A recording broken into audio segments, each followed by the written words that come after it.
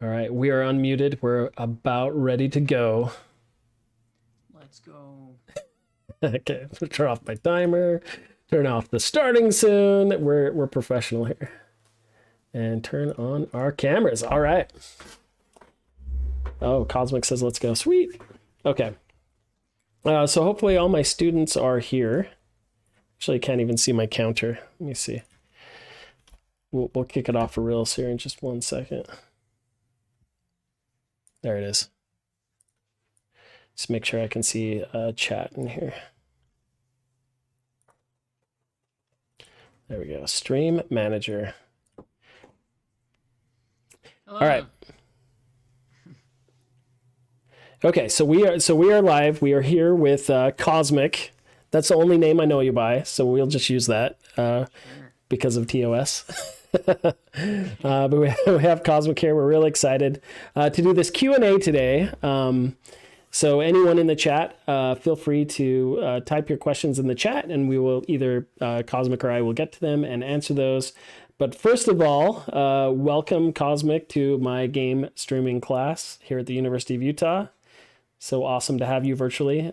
Would you mind just doing a brief introduction of yourself? Sure thing. So, my name is Kosmic on Twitch and YouTube. Those are the main platforms I do things on.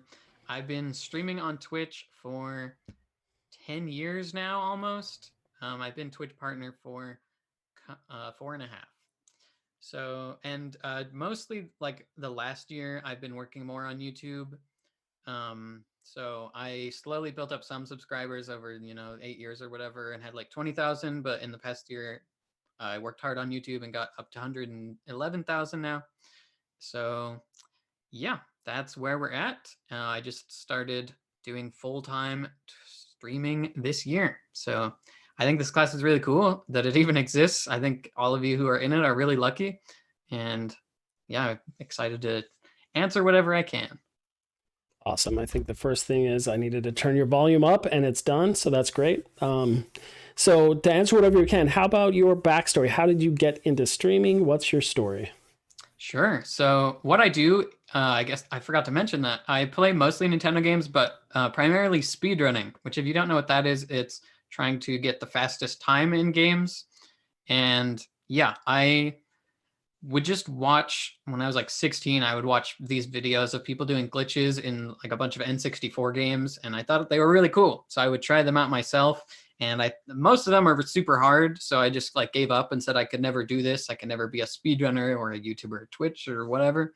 But then I found a website where you race. So it's called Speedruns Live. And instead of like trying to get this one perfect world record run, everyone starts whatever objective you want in a game at the same time, and you try and do it first. And even if you get last, whatever, you just did a fun little race.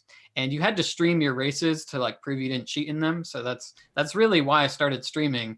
I just would be live, and I wasn't like streaming to become a streamer. I was just streaming so that my gameplay was there, and if people came in chat, great, I could say hi. But mostly I was just interested in doing races. But slowly gained a little following, especially as I got better at speedrunning. I got some world records in like Super Mario Bros. And Donkey Kong 64. And like as people started watching, it turned more into like streaming is my hobby.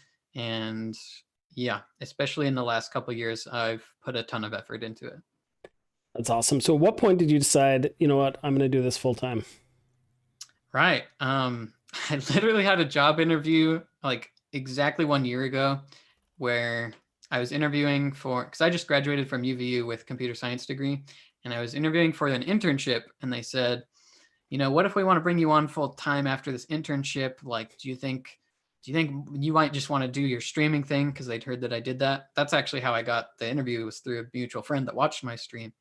But I was like, no, I'll never do it full time. Computer science is like really stable, and streaming might be scary, and I'm less consistent income, and I'd never do it. But that same year that I said that, I would put tons of effort in YouTube and said, oh, this is a lot more doable than I thought, and I'm really passionate about it. So I decided that at the start of this year, I was going to do full time and just see how it went. Wow. So you've only been full time, sorry, for a year?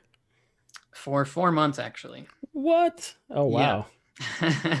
I always did it on the side during school. Like I was always doing school and even other jobs a lot of the time throughout my well, it took me 5 years to do school, but yes. So you went to school and studied really hard, finished school, and then decided, you know what? Yep. Literally this time I graduated, I said, let's full-time stream now. But Oh, I needed to get it done. I I had more time because I graduated, right? So now I have the time to do full time. But also the degree I got, computer science, is again, it's really stable. So I feel like I could jump back in whenever I want. okay. That is fantastic. We'll touch on these topics and more as we continue. Sure. We just got a question in the chat from Zigzag. I just got here. I'm not sure if this was answered, but what drew you into speedrunning SMB1? I don't think that was specifically answered. Right. So Super Mario Bros. 1, that's what my shirt is. Um, it's one of the earliest speedruns I ever saw, actually, probably in like 2009. I saw like a 5-minute speedrun of it. And again, at the time, I thought this is way too crazy.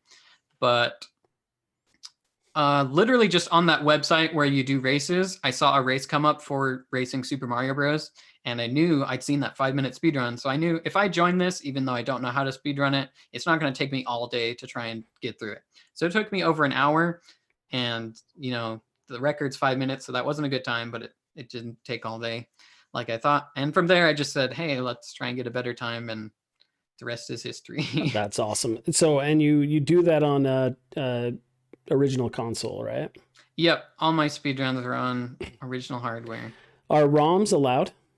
Yep, they are. Well, it totally depends on the game. Every single speedrun has a leaderboard with different rules. So some games, like, they don't emulate accurately, or it totally depends. Okay. So we have some more questions in the chat. This one's kind of long, but I'll read before it scrolls too far. Have you had any issues with Nintendo yourself as a speedrunner? Have any opinion on the way Nintendo has seemingly turned their back on the speedrun community? If you could look back on when you first started and give yourself any advice, what would it be? Well, these are a few questions. So let's do that first one first. Okay. I really haven't had too much trouble. Nintendo's copyright claim policies used to be really stupid, but a couple years ago they made them better. So they're like, you can actually, stream or make videos of our games without a license now and make revenue as long as we feel your content is transformative enough. So they used to have this partner program that was really bad and barely paid you anything, but they're a lot better now. Oh, that's good. Any advice you'd give yourself if you could look back?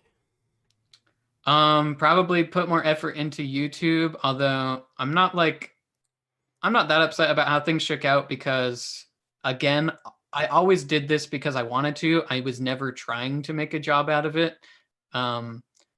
But yeah, YouTube is like very surprising just because the viewer base is so huge. Like, you need it in order to grow your audience, honestly. So that that is interesting. One thing is that I've been focusing on lately is YouTube. And so how do you focus on YouTube? What do you do? You make a specific thing, like, even if it's part of your Twitch stream, you can just use your Twitch stream to record a segment that becomes a good YouTube video. So, like, even if you're gonna do whatever else on your stream, you have a portion that's like, this will make a good video, and you edit it down and you post it, and you think a lot about your title and your thumbnail to try and get the clicks. Awesome. So let me ask you this then. This isn't one of the chat questions, but when you're focusing on YouTube and Twitch, how do you divide up your time, and also how much time do you spend editing? Right. So, in the past, I only just like highlighted something on Twitch and exported it to YouTube. But a year ago, I hired an editor, so I didn't do any. But now, since I've been full time, I edit like a third of my videos, and then I have 2 editors now. So they do some videos, and I do some of them. Very cool. One of the other questions specifically was, how do you handle doing a speed run while chatting? Yeah, and that applies to any live streaming too. Like, chat interaction is a big balance. It's hard to do something and always interact, but honestly, it just comes with time. Like, you get better at it. I promise everyone at some point, even if they are already pretty big streamer, they could get rated by a bigger streamer and they're not used to it. And they're like, I can't keep up with chat. It's going too fast. So that happens to everyone. And just once you get used to whatever chat speed, you like learn opportunities to read chat and how to balance all that. So do you just kind of like you just kind of scan it and pick one out every once in a while and just let the other ones go by, or? Yeah.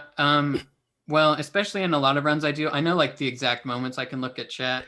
Even if it's not like a cutscene, it's like, oh, this part I don't have to stare at the screen. So yeah, you can do a quick glance and be like, okay, those messages are new, and then like you have to look back at the screen, and then when you get another chance, you look back and actually read the new ones and answer the ones that are important. So yeah.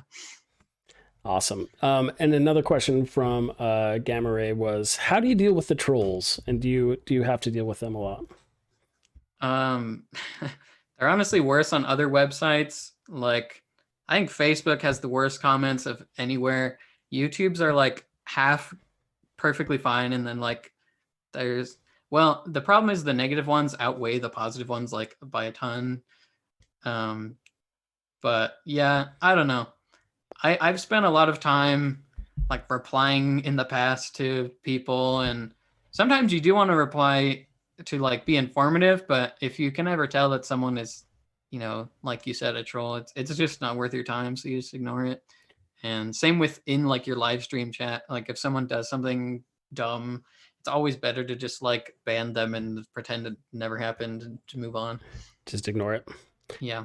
So you had you said I could ask about anything. So you had like that a controversy with was it Bondabun? What's that? Oh, Badaboon. Badaboon, right? Yeah. If anyone Googles that, so you had to deal with a lot of trolls from that experience, right? They weren't really trolling me. It was that occasionally someone would just like bring it up in the comments. And so what it is it's a video where someone claimed to do a speed run, but they totally like stole bits and pieces of that run from other people, including me. So sometimes people would like say, oh, Badaboon's run is better. And it's like, it's literally stolen partly from me and it's not better. But yeah, now some big YouTubers like found out about it and covered it. So now I do get a bunch of comments about it still, but they're mostly just like jokes because they're in on it now. Yeah. Did that actually help your visibility, or did it hurt it? Yeah, 100%. Like, this was before I put a bunch of effort in YouTube, and I think I went from like 15,000 subscribers to 20,000, and then I made like a parody of it, and that video is at like 1 million views now. So nice. I got more out of it than hurt, I guess. Yeah, so sometimes it's interesting how that works. If you just let it roll off your back, it actually can benefit you even more. Okay. So next question. So this is from Linbin. How do you market yourself? And I might have some follow-up questions for this as well. That's a really good question. And I think everyone is always learning about that. Like, I don't think I gave a second thought about it like a year, or say a year and a half ago. But when I really started thinking about it, I don't know. Exposure is really the accurate word. Like, the number one reason that people don't watch your stream is because they don't know that it exists. The number two is that they found it, but they just didn't like it, or you could like have better content that like engages them when they do come in or something. But yeah, sometimes people try and do this by just interacting with like people who are already really big, and that is the fastest way to grow. If you have some kind of and you collaborate or just like get exposure through a big person. Outside of that, it's actually really hard. Like, the hardest part of streaming and growing is the beginning. If you're just random stream in like a big game directory, there's just like no way people find you. So I don't know. It's really hard. And like, people found me because I specifically played certain speedrun games they wanted to watch, and I got like world records in them. That's how I got exposure. But in general, I don't know. You're going to need to do something that makes you stand out, I would say. And then you need to figure out a way to get that thing out there for people to see it. So share it on social media, or find a way to get someone to talk about it that gets eyes on them. So that's what I was going to ask. So what is your like your setup? What steps do you go through before you start a stream? Before I start a stream, um, sorry, could you like Yeah. elaborate? So like yeah, what's your do you have any routines you have before you start a stream? Do you hop up and tweet it out on Oh, I Twitter? see. Do you know, are there any routines that you go through? Um, I mostly only make extra posts about it if I think it's worth that, I guess. Like, if I'm like, I know this stream is going to be really fun, I tweet about it. Or like YouTube community posts are really good because there's so many users on YouTube, and it even shows it to a lot of people that aren't subscribed to you. So if I'm like, okay, I'm doing like a kind of a special stream, I'll post about it there. But yeah, in general, it's just like most people see the alert from me going live on Twitch and following me. So uh, it is sometimes feels weird to ask people to follow, but once you get over it, it's really good. Like if people are watching, just totally feel fine to be like, hey, if no one's following, like this is what I like to do. So if you like that, hit the follow button. It feels like weird at first, but it's really not. Awesome. So not a whole lot of Oh, social media active. one Yeah, go more ahead. thing I do is that on my Discord, like I have a Discord and then there's a role in there where I'll ping that role and then they know that I am streaming. Very cool. Okay, so Zigzag asks, how expensive is a stream setup, and what advice would you give to new streamers or people interested in streaming? So you could also answer, curious, what's your setup? Right. So this again depends on what you're streaming. Like the thing I got into was super cheap to get into. Assuming you already had a computer, like you didn't need any kind of special computer. You just needed a way to play a game and a way to put it on the stream. So sometimes people make the mistake of getting way too expensive stuff at the start, but like my intro to streaming probably spent like $50, like really nothing. Um, if you play some, heavier computer games, I can't really speak for that because I've really only done console games or whatever. I Okay, basically what I really want to say is like it's more important to start than it is to worry about whether your quality is good enough because like you can name whatever big YouTuber, a lot of times they started with very little. Like Mr. Beast started by recording videos on an iPhone. I know a huge speedrun documentary guy, Summoning Salt, started by recording his audio through his iPhone. So if you can make something work, then just go from there and worry about that later, I guess.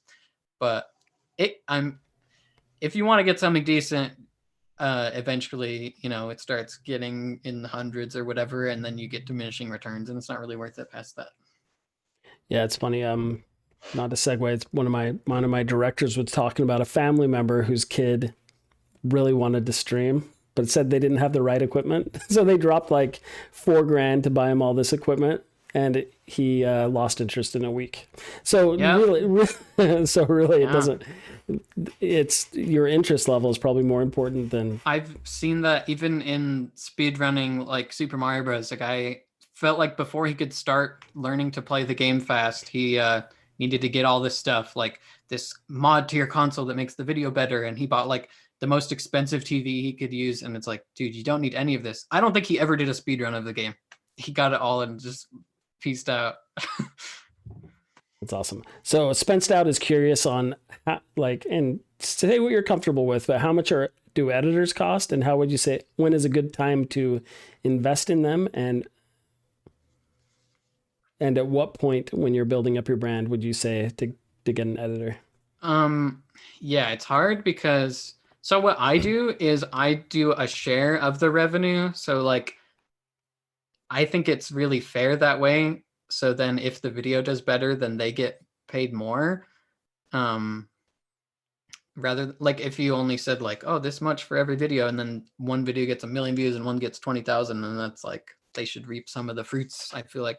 So that's what I did. But again, I only did that when I kind of already had a perfect idea of what I wanted. I would say again, just get started if you are trying to get started, And even if you have no editing, like just make a video that requires no editing, or like learn a very simple free editing software and do a little bit yourself first. Once Yeah. you are confident that you can fairly pay an editor, then yeah, then go for it, I guess.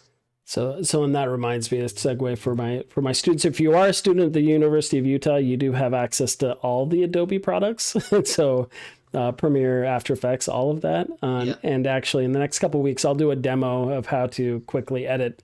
So one of the big things is how to edit a video and do like a reaction shot, zoom in on the face when something happens. It's actually not that hard. I thought it would be really hard, but like I said, I didn't edit until just the start of this year. I just learned Premiere and Photoshop this year, and I'm like making my own videos and thumbnails. So you can do it. So if you don't mind me asking, what is it like? Not the exact number. What is the kind of percentage that like YouTubers pay their editors if it's a So I don't know about others. I think some huge YouTubers, because they make so much, they could offer someone like 10 or 20%, and that's like good. Mhm. And like really the YouTuber built them up so much that like they deserve it because they're the person whose channel it is. I mean, when I was starting out, I didn't even know how like any amount I was gonna make. So like literally my editor said I'll take 10 when I was like, okay, let's talk pricing, and he was like, how about like 10%? And I was like, that's not fair, I'm gonna offer you more. I won't say exactly how much, but I offer them more than that. That awesome. So yeah, I was not aware of that. That's pretty cool. I would say I would say probably and this is just me carrying, I'm nowhere in that position, but I would say probably the time to get an editor is when it makes sense success wise, meaning that the time you put into making content is more valuable than the time editing. Yeah. To where that it kind of pays for that. But once again, I'm a noob and I have no idea. So someone asked, when putting content on YouTube, how important are the intro and outros? Is it important to have distinct edits present? Okay, so I think you should not have the type of intros where it's the same every time.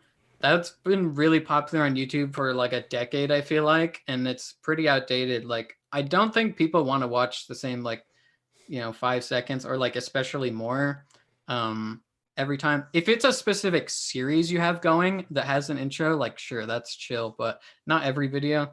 But you should do an intro. You should tell people what they're about to see and like why they should watch the video. That really helps. If you're like, this is what we're going to do today, and this is like why it's interesting. So you can, like, for me, for example, I'll do like a challenge in a Mario game, and I'll be like, okay, today we're going to try and see if we can beat it with one hand or like with my feet or whatever. And I think this stage might be hard. I don't know. Let's find out. And then Wait, like that is enough to start the video. I've got to stop you here. You play Mario with your feet? Yes, I have. It's not like a super common, but that is a one-off video that I did. That is hilarious. So did you have like did you have a camera on your feet? Like, Yeah. that is awesome. That is awesome. So there you go. Is that popular, or did you come up with that idea yourself? That was pretty early. Yeah, I did try it myself, but I don't think it did great because it was one of my first videos. But like if I did now, it'd probably be, average, nothing groundbreaking. Usually what my videos that do the best is when I like really thought of an original idea. Yeah. What are some other ideas that you do that keep you like fresh that you've done? So a lot of my videos, like, okay, so there's this whole concept of like following trends, which in a way it can just be like greedy or like not very unique because like, oh, every big YouTuber like capitalized on this trend. But like, I'll give you a good example in my opinion. So Animal Crossing New Horizons came out last year, and it was a really popular game. And I'd already had this idea that you can play, like, you can get a little NES game in the GameCube Animal Crossing, and it lets you play, whatever game. And Super Mario Bros. Is one of the games you can play. So I'm like, I'll speedrun Super Mario Bros. In Animal Crossing. So that was like the title of the video, speedrunning Super Mario Bros. Inside Animal Crossing. And because Animal Crossing was really popular, I think that's the main reason the video did well, but also it's just sort of an intriguing concept. So, yeah. Did you get the world record? Well, for that version, yeah, I guess. Yeah, so that counts. That should go on your list. Really quick, so we'll go down the list, hop into some other stuff. So Zigzag asked about how to connect your Switch or your console to your computer to stream. Right. So if you're, first of all, you should just use like open broadcast software. OBS is the main streaming software. And if something's already on your computer, you can just like capture and make it on the stream. But yeah, if it's something external, you need a way to get it from there onto the computer. And for console games or whatever, usually you use what's called a capture card. So that's just like the middleman. It's like anything else. Like to get your microphone, like your audio into the computer, you just like plug in USB or whatever connector it needs in the computer, and then it's working. So same with a capture card. Plugs into your computer, and then the other end is like the audio and video coming from your TV or from your console. You just plug it in there. So usually if you're doing like for a beginner's HD capture card, a lot of people get like Elgato. It's like 60S or something. Here, let me just. This is the one right here. Oh, okay. Holding it up. So this is the one I use. Yeah, this is the Elgato 60S. Yeah, for example. That's what a lot of people get for their first capture card for HD things, which I mean, that's most things now. But if you're like me and you're playing really old standard definition games, there's a really good, it's like if you're just having composite video, which is what most of these consoles have, it's called GV USB 2, and it's $40, and it's exactly what you want, unless you like just start with that. Just trust me, if you're playing an old console. Nice. I have to write that down. Yeah, I've actually got like several old like Commodores and stuff collecting dust that I need to get out of storage now. Right. Awesome. One more thing with that is that you will need to know like to split like the HDMI or whatever audio video you're using, because if you want it to go to the TV and to the computer, you need to split it. So you'll have to just look up like HDMI splitter or composite splitter or whatever. Very cool. All right. So next question. How do you handle your mods? Do you compensate your mods or are they No, just I actually think that's pretty rare. Like you need to be really huge Twitch streamer to pay mods. And usually they don't pay them just in general. They pay them for like handling part of the stream, like physically doing something on it instead of just like moderating the chat. Yeah. Do you have a lot of mods? I don't know if I have a lot. I pretty much just mod like anyone cool who comes in and I trust. Yeah. And yeah, it hasn't been much of an issue. How important is a consistent stream of content on YouTube or Twitch for that matter? What's your schedule like? How often do you stream? Right. There is a quote that says something like, there's a point where consistency becomes more important than creativity, something like that. And that could be taken the wrong way. But the point is that like and that's for growth. You will grow if you keep doing something, probably. Like if you consistently every week, like make a video about whatever thing, people will probably, who like that thing will probably find you and you'll like slowly grow. But the thing is the better content you make, you'll grow like way faster, more people find it. But yeah, when you have something like that down, consistency is really important. And that's what like sustains your growth, I guess. So I started just posting one video a week, like every like Wednesday or Thursday last year. I would just think of like the best idea I could for that week, like a challenge in Mario or whatever. And then I'd like record it and then I'd hand it to my editor and be like, yo, make this, and let him know what kind of a thumbnail I wanted. And yeah, it was just once a week.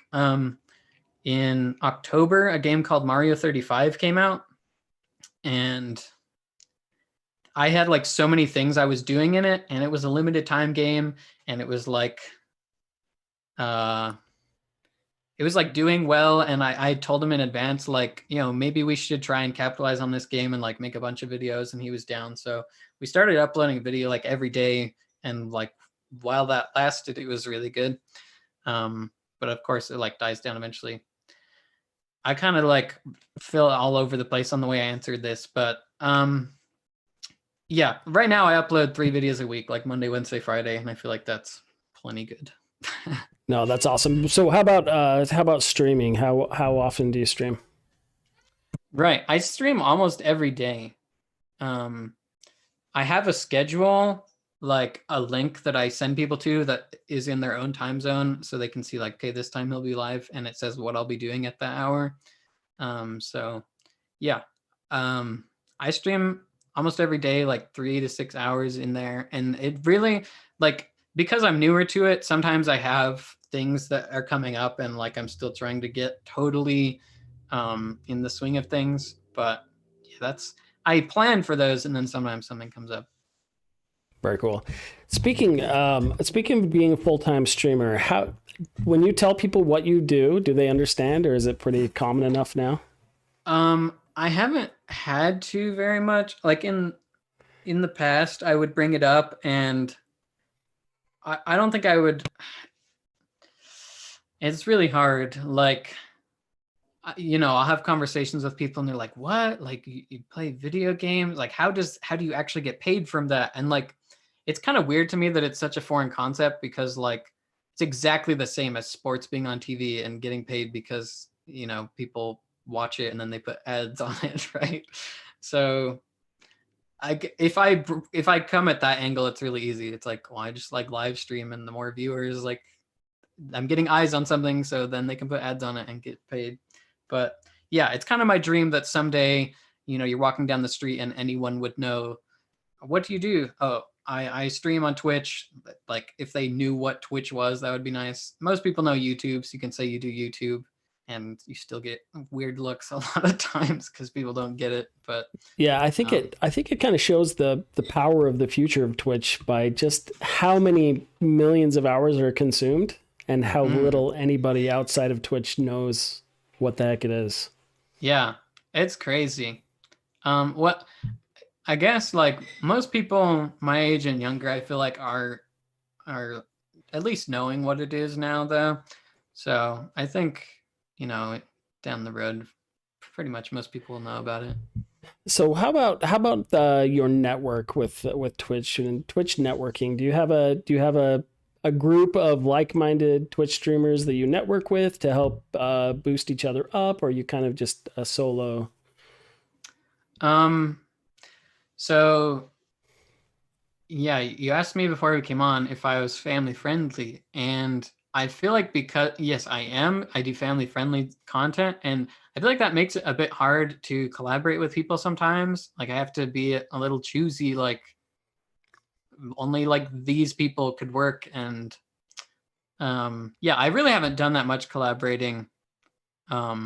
Mostly I just do stuff myself, or like if I have collaborated with someone, it's more like, hello, I'm making a video about this, can you help me with all the information I need to know? And like I said, that Badaboon thing that got brought up earlier, like, because I helped a lot in helping him make that video, he like offered me a percentage of it. So that's really the main things I've only done. I'm not that experienced in collaboration. No, that's awesome. So speaking of the family friendly, so this comes up a lot. Like I actually have people jump into my stream who are kind of offended that I'm family friendly and that they can't use certain words or certain language, and they think I'm some kind of a jerk for imposing that. And I'm just curious for your reasons. For me personally, I have my kids that watch the stream, and I figure as a college professor, if I go family friendly, there's a lot less chance that there will be any controversy. But what are your reasons for being family friendly? Oh, sorry, my my dog. I'm the only one home, so he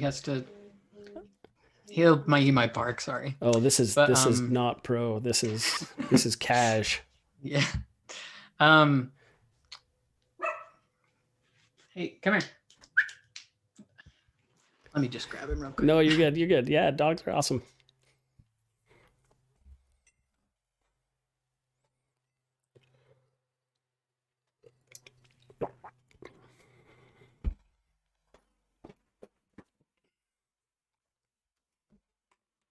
Dog stream, yes. Dog cams are hot right now. For anyone watching. The response from chat is, how dare you have a cute puppy? Oh my gosh. It's awesome.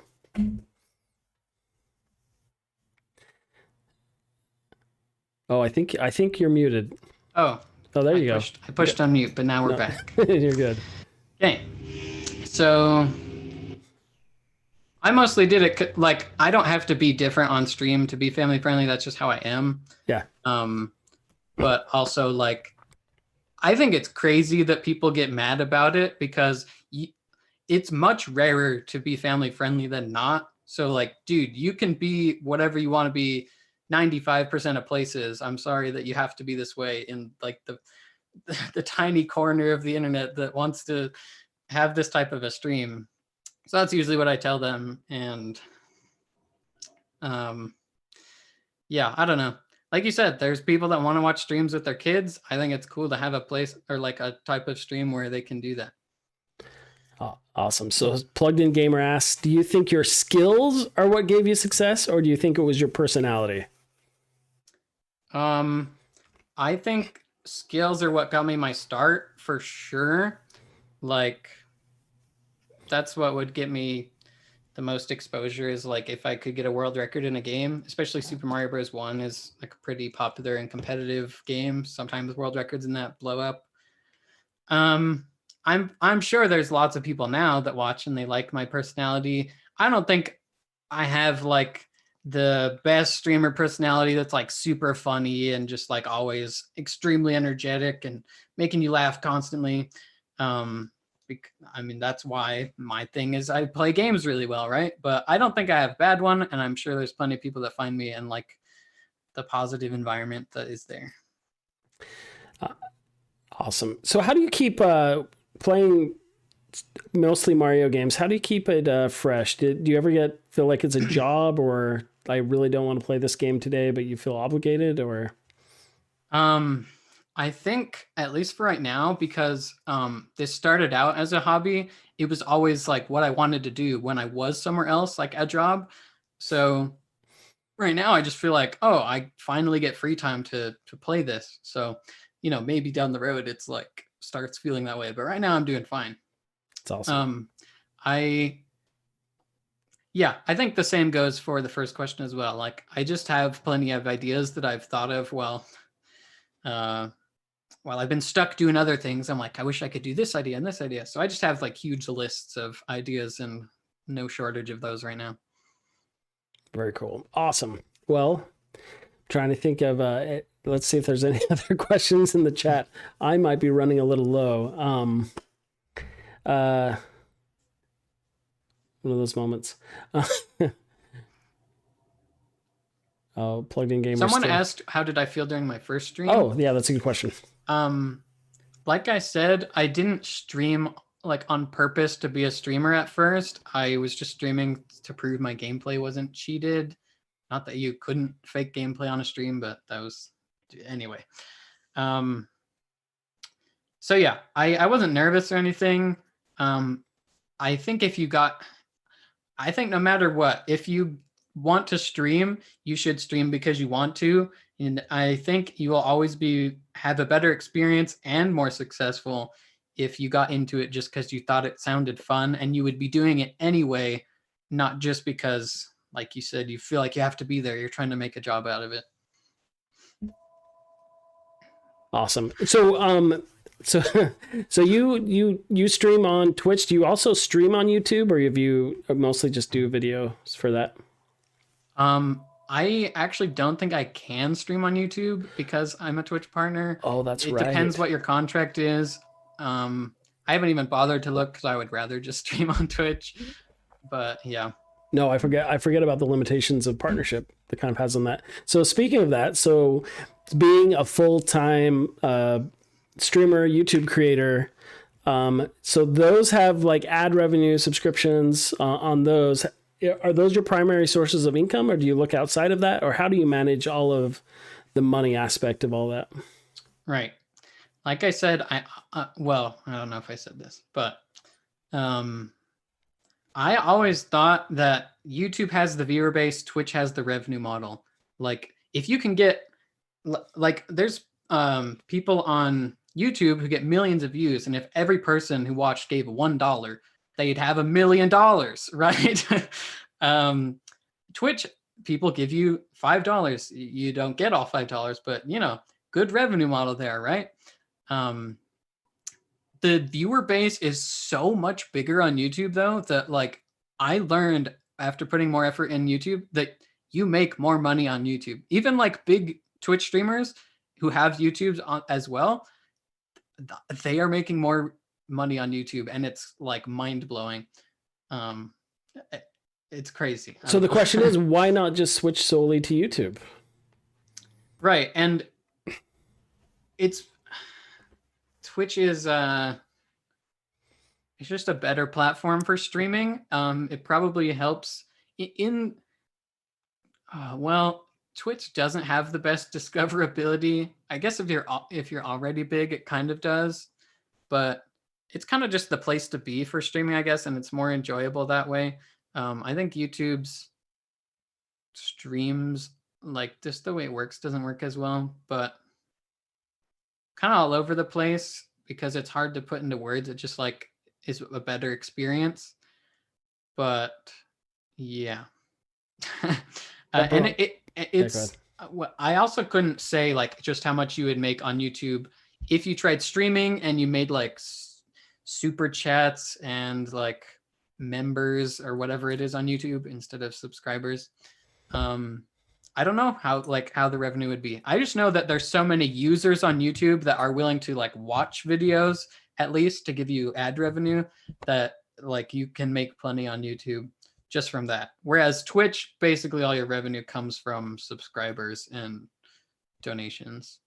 Awesome. So speaking of you, so you make content. Do you have any favorite streamers that you enjoy watching that you like, you either emulate kind of what they're doing or that impress you? Mm-hmm. So there's a few streamers I'd probably say I've pulled or like learned the most from. A really huge streamer this month especially, pretty much the biggest streamer on Twitch is Ludwig, and I play Smash Brothers Melee, so I actually knew who he was like before he even started streaming. So I've watched him grow like from nothing to, you know, he has 200,000 subscribers right now. Wow. Anyway, he talks a lot actually. He has a video that everyone in here should watch actually. It's I'm not your friend. No, not that one. Although that is a good one too. We watched that one in our class actually. Yeah, don't have parasocial relationships with content creators. Okay, let me try and find it. Okay, yeah, Ludwig's 3 tips for streaming. Nice. Let me make sure this is even the right one. Number 2, you can sleep. You can on stream. Okay, everyone should watch this though, because he seriously gives, and obviously he's qualified, but he will ask a question and be like, consider the answer to this. And he's like, if you can't answer that, like you have to be able to answer that to be successful in this. So he's really good. I've learned a lot from him. Small Ant, if you know who that is, really big Nintendo YouTuber. I actually talked to him at a convention sort of thing in November 2019. And me talking to him and a conversation we had actually is like a really big reason I tried hard on YouTube last year. So I learned a lot from him. And then finally, a YouTuber named Simple Flips does really creative things with like Mario Maker and Mario 64. And so some ideas I get are like kind of similar to him. I don't like pull them from him, but I just feel like we have a similar thing going on, I guess. Yeah, I've got to give a shout out for Simple Flips. So usually I stream my Mario Maker stuff like early in the morning, but there was one night I was playing my kids' games, right? And I didn't advertise it. I didn't put anything up, so I had like no viewers. And I think Simple Flips, he rated me with like 1,600. I think Wow, that's awesome. because he felt sorry for me because I was just sitting there playing with my kids, and I actually didn't want any viewers. But it was actually a really cool experience. It was one of those moments where it's like, holy crap! I've got 1,600. I went from 5 viewers to 1,600, and how do I do that? So it was a really unique, fun experience. So shout out to Simple Flips, good guy. I don't know if you know, that's a meme. Shout outs to Simple Flips. Oh, is it really? Yeah, like that phrase. So it's really funny you're using it. So speaking of, how do you handle your raids at the end of the stream? What's your philosophy? Yeah, I like finding someone that I feel like they don't have as many viewers as they should, and like I just love opportunities to help people discover people that they didn't know about that I think they would like or whatever. Like give those people an opportunity for more people to just learn they exist, I guess. So, oh shoot, what was I gonna say? Totally left my mind. There was something really related to this. I was like, oh yeah. So it's happened to me a couple of times actually, where a really big YouTuber has like used a piece of my Super Mario Bros. Speedrun gameplay, and I'm like, that's cool that I'm featured in your video, but like, could you put my name in the corner or like bare minimum link in the description? And they don't do that. And it like blows my mind because any opportunity I have to like shout someone out, or like if I did anything with someone, I like always put their stuff like pinned comment. I'm like, go follow them. Cause I just like want people to know about them. I don't know. Oh, that's awesome. So you prefer to raid smaller than bigger streamers?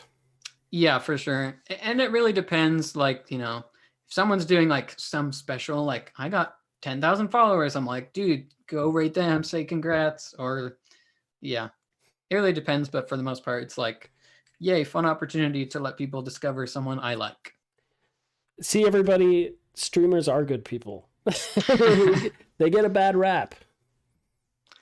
Well, there might be some that aren't, but plenty of them are. I don't believe you. There's not a single bad egg in the batch. That is awesome. So, yeah, I just want to comment on what Pepe Groni said. It's really hard not to have feelings of jealousy and compare yourself to people in everything, I guess. But especially when you're streaming, you could be like, I do this and I feel like I even do this better, but they have more viewers. That's totally unfair. And it is. But like at the same time, you know, they, for whatever reason, built up to that point. But the point I want to make is that there was like specifically one streamer that I was jealous of for a really long time. And then I realized that a lot of my viewers probably came from him. So I was like, dude, it doesn't make any sense to like be upset about this. The bigger he gets, the bigger I get. It's totally fine. Oh, that's awesome. This is a really fun conversation. So speaking of that, so we've talked about words of advice. Are there any big like no-nos or things that like maybe people inadvertently do on stream that maybe is bad for their image or for their content? Well, one thing that immediately comes to mind is like, even if you are just starting and you usually don't get viewers or people coming in chat, which you should expect that, like when you're starting, just temper your expectations. You might have no one watch your first stream. If they do, great, but like that's just kind of bonus. Again, it should be something you want to do like you would do anyway without the people coming. And then if things happen from there, that's awesome. But if someone does come in your stream and say something in chat and you don't say anything, like they're probably gone. So you just gotta be really vigilant, I guess, and make sure that you acknowledge them. Yeah. So that's one of the things I think to keep in mind too that I've learned over time is you can't treat it like a TV show with a beginning and an end. because it's Twitch, so people are coming in when they have a spare 10 minutes or 20 minutes. And so you have to treat the last 10 minutes like the first 10 minutes, and you still have to keep introing and keep those that active up. You will have to answer the same question every day 20 times.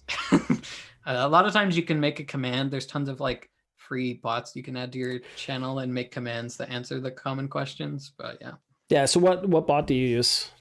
I use MooBot. Soon I'm gonna write my own because then I won't have limitations on what I can do with it.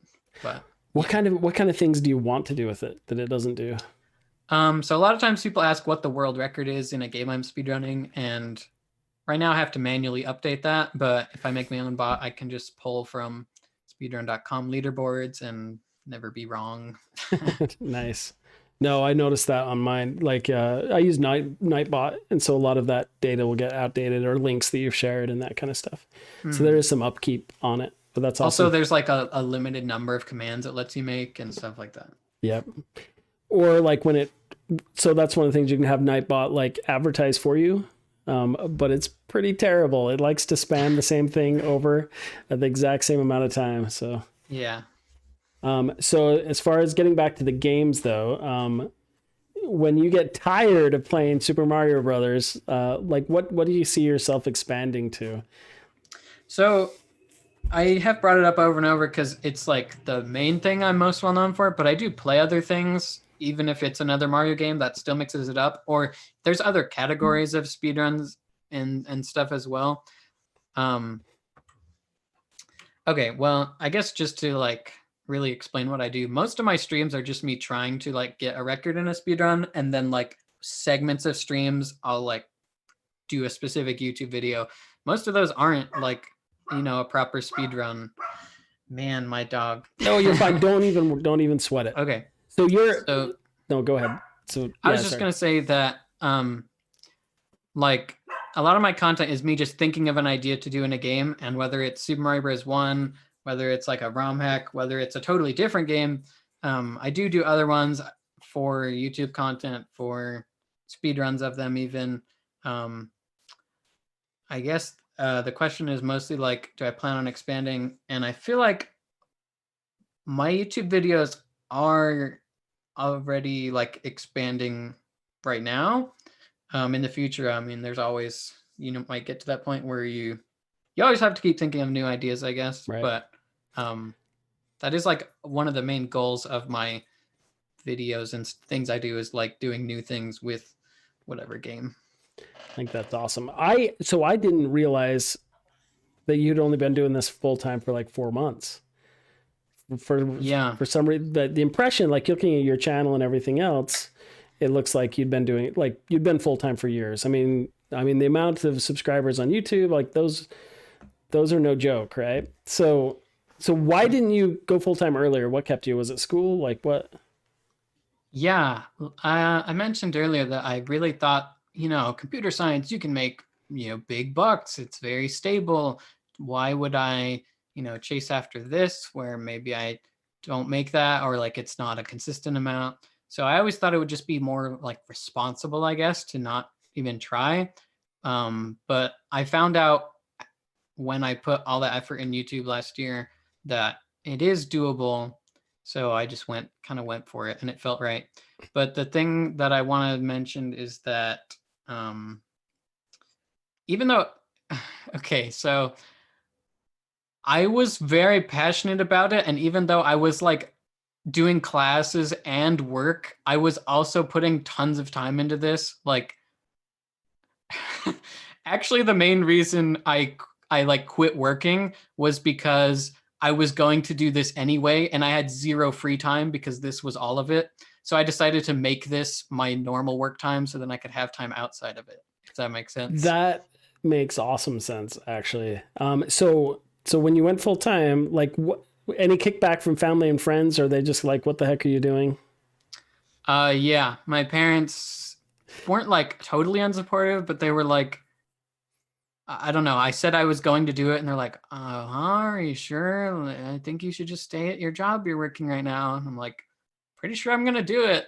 And like, I don't think they believed even though I could literally show them like some amounts of money that I'd made in like October and November, I did like really well. I think they just like it just scares them, or they think like uh, they're like, what if you like start dating someone? How are you gonna say like classic parent Yeah. stuff? They're like they're gonna think you're like crazy, that you're doing some like just thing that's not real. And I'm like, well, they're not the right person, that they Yeah. can't like be explained to. I don't know. Yeah. So I think your parents, maybe mine, are similar. So I think there's this mentality that you're supposed to find a job you hate and stick with it till you die. And Right. that is what you do. And so I think the times have changed a little bit with that. That's Yeah, and it's not to say that you should ever chase a dream that's like so unreasonable. I think there's plenty of dreams that like you make it reasonable and that's why it works out. But like, yeah, I don't know. Be like smart with your decisions, but like, I don't know. so to the students that are taking my class, if you could give some advice for them, because I mean, we're going to be straightforward and honest. And I tell my students this all the time when they start this class. This is not a class about how to make a whole bunch of money and have this be your full-time job, right? So the class I teach is specifically how to be a live broadcaster over video, and that's kind of and how to build a brand and a platform. Okay. Any advice you'd give to anybody starting out to set expectations? Okay, could you just repeat once more like what you said about the class? So the class is not about making money or being popular, right? So Mm-hmm. the class is specifically to learn how to broadcast on a live streaming platform, and we study video games, right? So it's the skills. Okay. We do the skills to build your own platform and your brand. Sure. But I know that people can't help but have that expectations that, hey, maybe this will turn into a full-time thing. What would you say to those students that are like, just how do I get in your shoes? Okay, so something I just want to say is something awesome about this field is that you always just have an opportunity to be creative. Even like very big corporations are like, they don't know what they're doing, right? They're trying to ask live streamers, like, how do you do this? They don't know what's going on. They're trying to advertise through them because they're just blown up and they don't get it, right? So if you get into it, no one knows what they're doing. They're always just trying things and seeing what works. So yeah, you should just do something you think is fun. And like, if other people share in that fun, that's great. And then you can keep being like, what what else can I do to like reach more people and like brighten people's day or whatever? That's all fine and good. Like wanting to grow, wanting to do it, like that's all perfectly fine. But at the end of the day, it should be something that you enjoy no matter what, and continue to think of like how you can be creative and like do more with it, I guess. So speaking of that, because I love that answer, are there any skills that you've learned like through streaming and broadcasting and playing the games that help you outside of streaming? Like, are there any skill sets that you've gained? Yeah, I would just say and it's so hard to like talk about it objectively. Just like exposure or like networking, I guess. Like I feel like if I had to start from zero and go get back to where I am right now, I would obviously do it way faster than the first time, right? And it's hard to like, it's way easier to give specific answers to specific questions. So if someone would have to like ask me specifically certain things, but yeah, I don't know. I think I've just learned how to like do something that works, and um it's just really hard to explain, but like I've learned through experience what works, why certain things are like entertaining. I can see someone and I'm like, wow, what they're doing is great. They're going to be successful. Um, and like certain avenues that exist to get things out there. So no, I think that's a great answer. In to paraphrase that, like you've learned how to recognize success. Is that kind of Yeah, yeah that's part of it. yeah.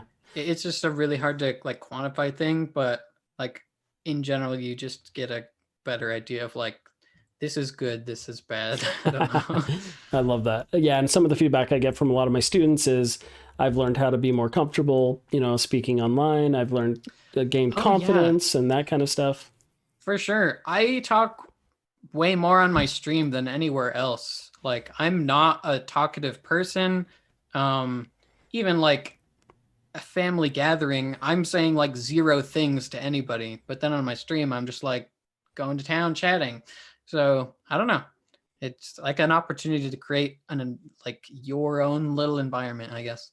Yeah, that's awesome. Well, Cosmic, it has been fantastic having you stop in to answer these questions. Just really quick, if anyone else has any other questions, if not, we'll let you go. But seriously, valuable information, and we really appreciate you stopping by the class tonight. And if any resources or anything you'd want to share, like any information where to follow you or how to catch you online? I'll just type in chat if that's Yeah. all right.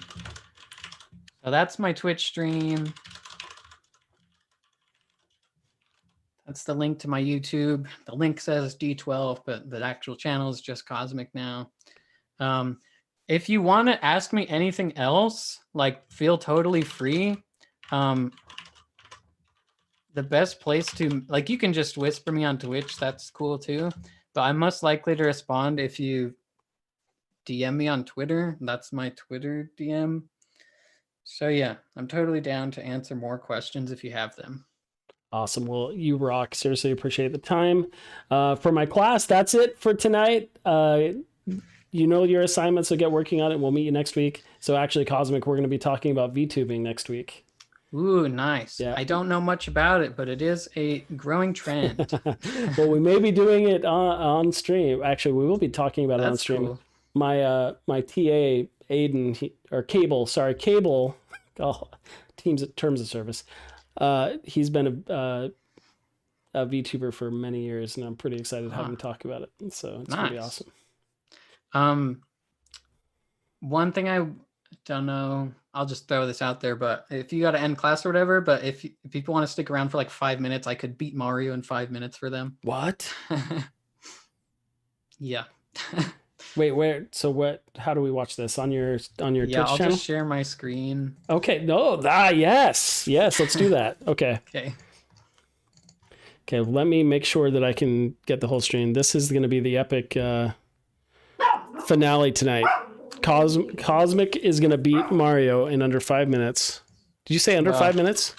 Maybe under, but let's just say around. It depends a bit. Okay. Let me make sure you can share. Okay, let me put you over here. Advanced sharing options. Okay. All participants. Okay, so you should be able to share a screen now. Okay. Let me plug it in.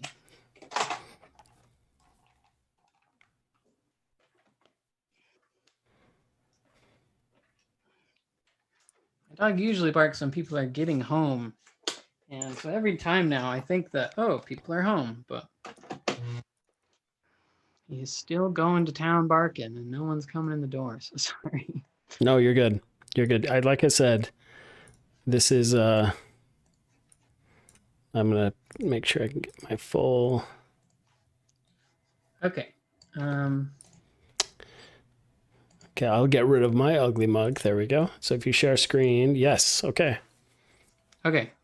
Is it showing like just the game or like the whole window or? So it is show. What is it showing? It's showing your OBS, which I can crop it down. Okay. Either way. Well, let me add a timer as well. Oh, and this is awesome because it's Zoom over Twitch. So this should be awesome. We'll leave it.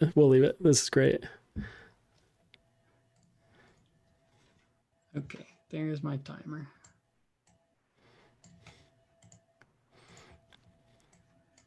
All right.